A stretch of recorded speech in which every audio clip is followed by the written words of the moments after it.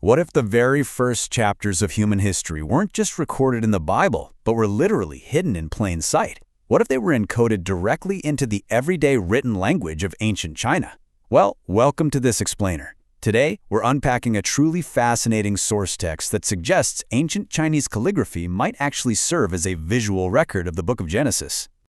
It's a pretty profound question when you stop and think about it. Could the original inventors of the Chinese written language have deliberately embedded the story of Adam and Eve into the very symbols they use to communicate? I mean, it's an incredible concept, right?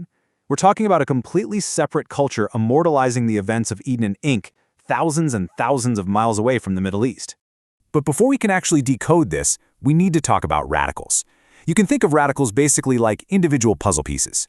When you snap them together, they form a complete picture or a broader concept. So, by analyzing these foundational little pieces, the source argues we can figure out what the ancient calligraphers were truly trying to say.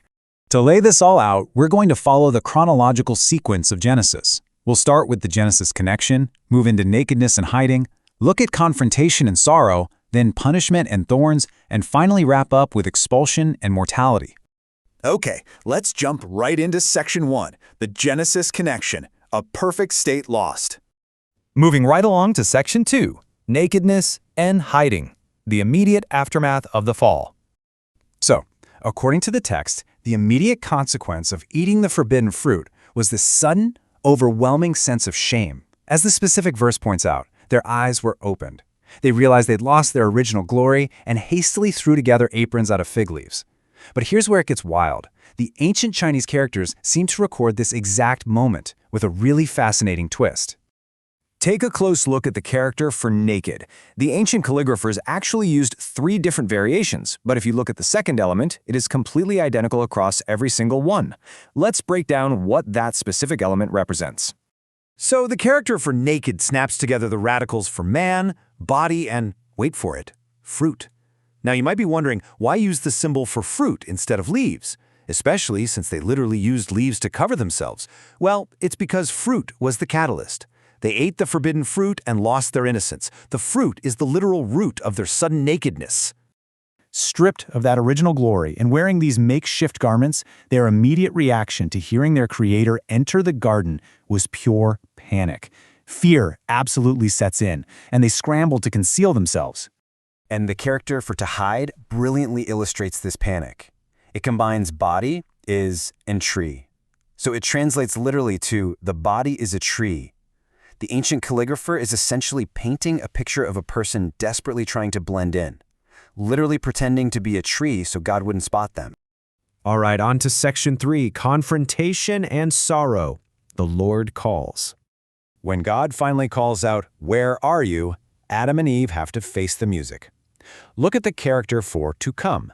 It depicts 2 persons coming forth from behind a tree. The radical for tree is literally stretched out over them to hide 2 people, and that base adds a hook or a foot, indicating action. It is a perfect snapshot of the first couple stepping out from the timber. As God lays out the verdict for their disobedience, the massive emotional and physical toll becomes etched right into the language itself. The source shows how the Chinese characters for sorrow, pain, and bitterness visually encapsulate this exact tragic shift in the human condition. The character for sorrow or bitterness tells a really heartbreaking story. It combines 10 fingers, a mouth, and weeds. Think about that for a second. It memorializes the curse of the ground. Food wasn't just freely available in Eden anymore. Survival now required hard, bitter toil, literally using 10 fingers to pull weeds just to feed a mouth. Which brings us to Section 4, punishment and thorns. The sentence pronounced. The climax of the Genesis story is, of course, the divine punishment, a comprehensive penalty that changed everything. And the source suggests the character for to punish acts as a visual ledger of these transgressions in the garden, layering radicals together to show a very specific consequence. Breaking it down, to punish shows the radical for offender doubled, proving 2 people were involved and 2 offenses were committed. Then you add the radical for knife, and suddenly you have this severe, definitive symbol of the punishment facing their partnership in rebellion. A huge part of that physical punishment was the curse of the earth itself. The ground, which previously just yielded perfect fruit effortlessly, would now fight back with noxious plants. These were a constant, painful reminder of the fall. And if you look closely at the character for thorns, it is literally built by placing the radical for weeds directly over the radical for punishment. The ancient Chinese distinctly recognized thorns as a direct punishment for the human family. 2 offenders, a knife, and cursed weeds, all packed into a single, profound symbol. Finally, Section 5, Expulsion and Mortality, driven from the garden. The ultimate fate for mankind was the harsh dust-to-dust decree.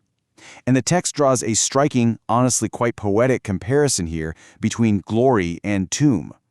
In the character for glory, we see the tree representing God's original intention of immortal life. But in the character for tomb, the tree is completely gone. It's been replaced by dust. Adam has officially become mortal. And at the very end, we see the exile from Eden encoded in the characters for banishment. God forced them to move away from his presence in the tree of life, and the linguistic construction here captures that tragic exit perfectly. The word for to drive out or expel combines offender with to go. Because they had become offenders, they were told they must go. In older calligraphy, the word for travel originally depicted 2 persons walking, perfectly aligning with the sorrowful exit of the first couple leaving their home. So, what do we make of all this? Are these intricate character designs just a string of unbelievable coincidences? Or did the ancient inventors of this language intentionally preserve the story of Eden in their everyday writing? It really forces us to rethink how cultures connect and how ancient truths might just be hiding in plain sight. Thank you so much for joining this explainer. Keep questioning the hidden histories within the words we use every single day.